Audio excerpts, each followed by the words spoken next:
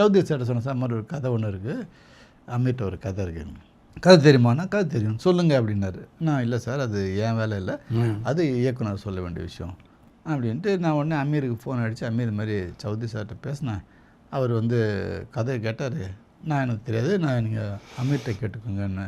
ஓவிரா அதான் எல்லாம் தெரியும், ஃபுல் கதை தெரியும், சீன் தெரியும், டைலாக் தெரியும், அப்புறம் என்ன உங்களுக்கு என்ன, நீங்கள் சொல்லுங்கள் பரவாயில்ல அப்படின்னு. நான் இல்லை அமீர், அது உங்கள் வேலை, அது நான் பண்ணக்கூடாது, அது தப்பு அது அப்படின்னு. நான் சொல்கிறேன் நீங்கள் போங்க, யாருங்க கேட்குறது, நீங்கள் போங்க அப்படின்னு. இல்லை அப்படின்னா அவர் ரொம்ப திட்டினார்.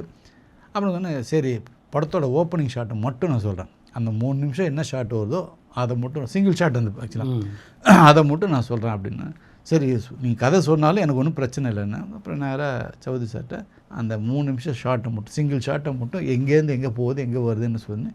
அதை அவர் சொன்னேன், சார் அந்த சொல்கிறேன் அதுலேயே உங்களுக்கு புரிஞ்சிடும் அப்படின்னா. அப்போ சொன்ன உடனே புரிஞ்சு, ரொம்ப நல்லா இருக்கப்பா, கதை கேட்கலாமே அப்படின்னாரு.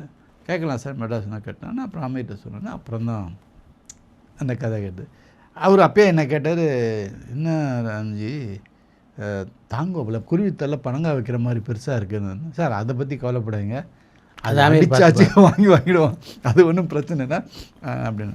கேட்டு ரொம்ப நல்லா இருக்குது, ரொம்ப பிரமாதமாக இருக்குது கதை, அவனுக்கு ஒரு லைஃப் கிடைக்கும். நான் முதல்ல சொன்னேன், சார் பண்ணான் அப்படின்னா கண்டிப்பாக ஒரு பெரிய லைஃப்பில் ஒரு டேர்னிங் பாயிண்ட் வந்து அவருடைய இமேஜே உடஞ்சி வேறு மாதிரி வந்துடும் சார் அப்படின்னு சொன்னால் அது நடந்துச்சு. அதுதான் சௌத்ரி சார் என்றைக்கு இருந்தாலும் நான் சொன்னோன்னே உடனே ஒரு கேட்டுப்பார் உடனே, ரைட் ஓகே அப்படின்னு, நீ சொல்லியா ஓகே அப்படின்னு. ஸோ அந்த அப்படி தான் தமிழ் எம்எம் நான் தான் கமிட் பண்ணி கொடுத்தேன், நீ எப்போன்னு சொல்லி வர வைக்கிறேன் போ, நீ எதுவும் பேசாத.